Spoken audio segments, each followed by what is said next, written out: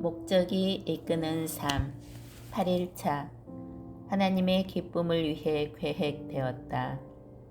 우리 주 하나님이여, 영광과 존귀와 능력을 받으시는 것이 합당하오니 주께서 만물을 지으신지라. 만물이 주의 뜻대로 있었고 또 지으심을 받았나이다. 요한계시록 4장 11절 말씀. 여호와께서는 자기 백성을 기뻐하시며 시편 149장 4절 말씀. 우리는 하나님의 기쁨을 위해 계획되었다. 우리가 이 땅에 태어나던 그 순간 하나님은 보이지 않는 목격자로 그 자리에 계셨고 우리의 출생에 미소 짓고 계셨다. 하나님은 우리가 이 땅에 살아있기를 원하셨으며 우리가 태어난 것을 매우 기뻐하셨다. 하나님은 우리를 창조하실 필요가 없었다. 하지만 당신의 기쁨을 위해 우리를 창조하기로 선택하셨다. 그래서 하나님의 유익, 하나님의 영광, 하나님의 목적, 그리고 하나님의 즐거움을 위해 우리는 존재한다. 하나님께 기쁨을 드리는 것, 그분의 목적을 위해 사는 것은 우리 삶의 첫 번째 목적이다. 이 진리를 완전히 이해하면 우리 자신이 중요하지 않다고 느끼는 일은 다시 없을 것이다. 이 사실이 우리의 가치를 증명하기 때문이다. 우리가 하나님께 그토록 중요하고 그분이 영원히 함께 하실 만큼 우리를 가치 있게 여기신다면 우리가 이보다 더 소중한 것을 가질 수 있을까? 우리는 하나님의 자녀이고 우리는 어떠한 피조물보다도 하나님께 많은 기쁨을 드린다. 성경은 이렇게 말한다. 그 기쁘신 뜻대로 우리를 예정하사 예수 그리스도로 말미암아 자기의 아들들이 되게 하셨으니 에베소서 1장 5절 말씀.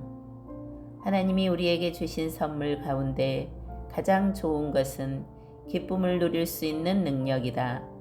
그분은 우리가 기쁨을 경험할 수 있도록 우리에게 오감과 감정을 주셨다. 우리가 기쁨을 누리고 즐거워할 수 있는 이유는 우리가 하나님의 형상을 따라 만들어졌기 때문이다. 우리는 자주 하나님께도 감정이 있다는 사실을 잊는다. 그분은 모든 것을 매우 깊게 느끼는 분이시다. 성경은 하나님이 슬퍼하시고 질투하시며 분노하시고 기쁨, 즐거움, 만족뿐 아니라 동정, 연민, 그리고 비애를 느끼신다고 말한다.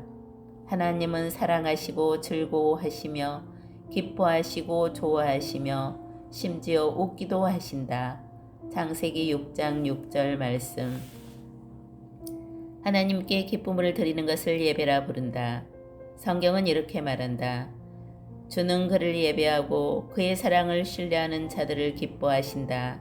하나님께 기쁨을 드리는 모든 행동이 예배다.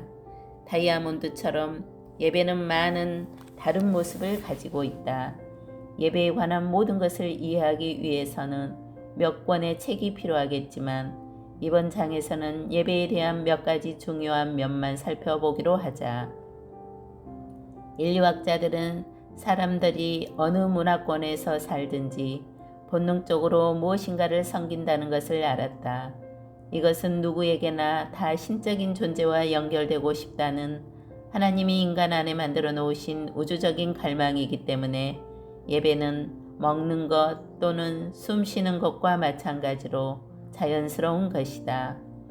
하나님을 예배하지 못하면 우리는 항상 하나님 외의 대체물을 찾게 되고 대체물이 심지어 우리 자신이 되기도 한다. 하나님이 우리에게 이러한 욕구를 주신 것은 그분이 예배하는 자를 원하시기 때문이다. 예수님은 말씀하셨다. 아버지께서는 이렇게 자기에게 예배하는 자들을 찾으시느니라. 종교적인 배경에 따라서 우리가 가지고 있는 예배에 대한 이해를 넓힐 필요가 있다. 어떤 사람은 찬양, 기도, 그리고 설교가 있는 교회 예배 시간을 생각할 수도 있고 또 어떤 사람은 의식, 촛불, 그리고 성찬식을 생각할지도 모른다. 또는 치유, 기적, 그리고 황홀한 경험들을 생각할 수도 있다. 예배는 이 모든 요소를 포함할 수 있지만 이러한 표현들보다 훨씬 많은 것을 담고 있다. 예배는 삶의 방식 그 자체다. 예배는 음악 이상의 것이다. 많은 사람들이 예배를 음악과 동의어로 생각해서 우리 교회에서는 예배를 먼저 드리고 그 후에 가르침의 시간이 있어라고 말한다. 이것은 아주 큰 오해다. 예배 시간에 행해지는 모든 부분이 예배의 모습이다.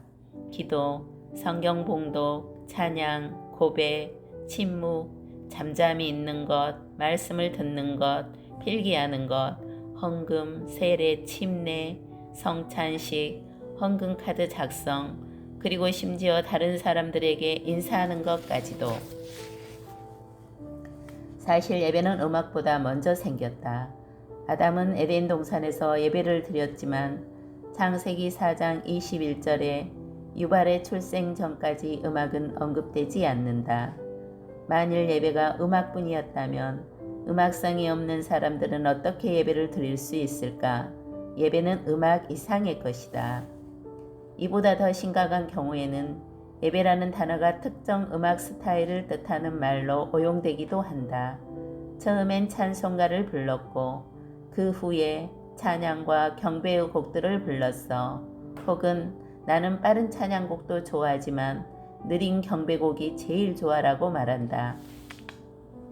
이것은 빠르거나 시끄럽거나 금과 악기를 사용하는 것은 찬양이라고 하고 느리고 조용하고 깊이 빠질 수 있는 때로는 기타가 반주로 사용되는 것은 경배라고 사용하는 잘못된 것이다. 이것은 흔히 볼 수 있는 예배의 오용 사례다. 예배는 스타일, 음량 혹은 곡의 속도와는 전혀 무관하다. 하나님은 노래가 빠르든 느리든 시끄럽든 조용하든 오래된 것이든 새로운 것이든 하나님이 만드신 것이기에 모든 종류의 음악을 사랑하신다. 우리는 모두를 좋아하지 않을 수도 있지만 하나님은 그 모두를 좋아하신다. 만약 예배가 신령과 진정으로 하나님께 드려진다면 그것이 예배의 모습인 것이다. 솔직히 말해 우리가 가장 좋아하는 음악 스타일은 하나님에 대해서보다는 우리의 배경과 인격에 대해 잘 알려준다. 한 민족의 음악이 다른 민족에게는 소음으로 들릴 수 있다. 하지만 하나님은 다양성을 좋아하시고 그 모든 것을 즐기신다. 크리스천 음악이라는 것은 없다. 단지 기독교적인 가사가 있을 뿐이다. 노래를 성스럽게 만드는 것은 음이 아니라 가사다. 영적인 음이라는 것은 존재하지 않는다. 내가 가사 없이 어떤 노래를 당신에게 연주해 준다면 당신은 그것이 크리스천 음악인지 아닌지 구별할 방법이 없다. 예배는 우리의 유익을 위한 것이 아니다. 목사로서 나는 오늘 예배 아주 좋았습니다. 아주 많은 것을 얻었습니다. 라고 쓰여 있는 쪽지를 받곤 한다. 이것이 예배에 대한 또 하나의 잘못된 개념이다. 예배는 우리의 유익을 위한 것이 아니다. 우리는 하나님의 유익을 위해 예배한다. 우리가 예배를 드릴 때 우리의 목적은 우리 자신이 아닌 하나님께 기쁨을 드리는 것이다. 만일 오늘 예배에서는 아무것도 얻지 못했어 라고 말한 적이 있다면 그것은 잘못된 이유로 예배를 드린 것이다. 예배는 우리를 위한 것이 아니다. 하나님을 위한 것이다. 물론 예배에는 친교, 교육, 복음, 전도의 요소가 포함되고 예배를 드리는 유익도 있다. 하지만 우리 스스로를 기쁘게 하기 위해서 예배를 드리는 것이 아니다. 예배에 대한 우리의 동기는 우리의 창조주에게 영광과 기쁨을 드리는 것이다.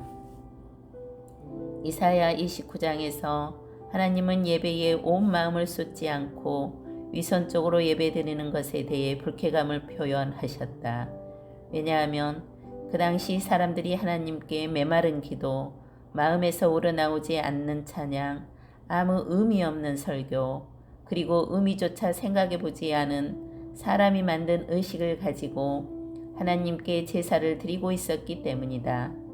하나님은 예배의 전통이 아닌 열정과 헌신으로 감동을 받으신다. 성경은 이렇게 말한다. 주께서 말씀하셨다. 이 백성이 그 입으로는 나를 존경한다고 말하지만 그 마음은 내게서 멀리 떨어져 있다.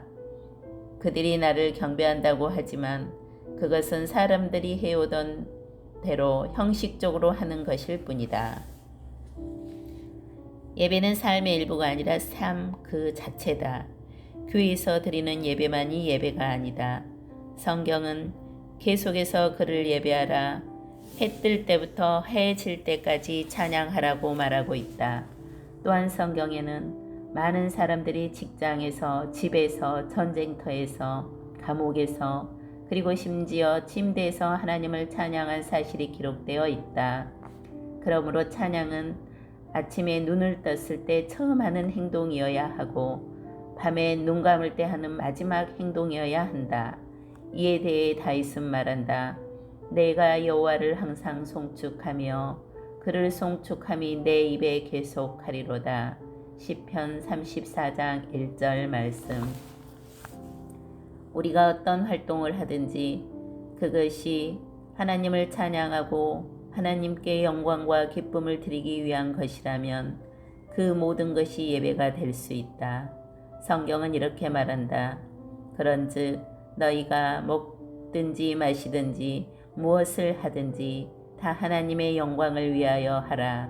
고린도전서 10장 31절 말씀. 마틴 루터는 우유 짜는 사람은 하나님의 영광을 위해 소젖을 짤 수 있다고 말했다. 그러면 어떻게 모든 일을 하나님의 영광을 위해서 할 수 있는가? 모든 것을 예수님을 위한 것처럼 함으로써 또 그것을 하는 동안 그분과 끊임없이 대화함으로써 할 수 있다. 무슨 일을 하든지 마음을 다하여 주께 하듯 하고 사람에게 하듯 하지 말라. 골로새서 3장 23절 말씀. 성경은 말하고 있다. 이것이 예배드리는 삶의 비밀이다. 모든 것을 주님께 하듯 하라. 하나님께 드리면 일도 예배가 된다. 그분의 임재를 느끼면서 행하라. 메시지에서는 이렇게 표현한다. 여러분의 매일의 삶, 일상의 삶, 자고 먹고 일하고 노는 모든 삶을 하나님께 허물로 드리십시오. 로마서 11장 1절 말씀. 내가 처음 아내와 사랑에 빠졌을 때 나는 끊임없이 그녀에 대해 생각했다. 아침 식사를 할 때, 학교에 갈 때, 수업 중에, 슈퍼마켓에서 줄 서 있을 때, 차에 기름을 넣을 때에도 나는 그녀에 대해 생각하는 것을 멈출 수 없었다. 나는 이따금 그녀에 관해 혼잣말을 하기도 했고 내가 그녀를 좋아하는 부분들에 대해서 생각하기도 했다. 이와 같은 것들이 우리가 몇백 킬로미터 떨어져 다른 학교에 다니고 있음에도 불구하고 서로를 가깝게 느낄 수 있는 방법이었다. 끊임없이 그녀에 대해 생각하면서 나는 그녀의 사랑 안에 머무르고 있었다. 예수님과 사랑에 빠지는 것, 이것이 진정한 예배다.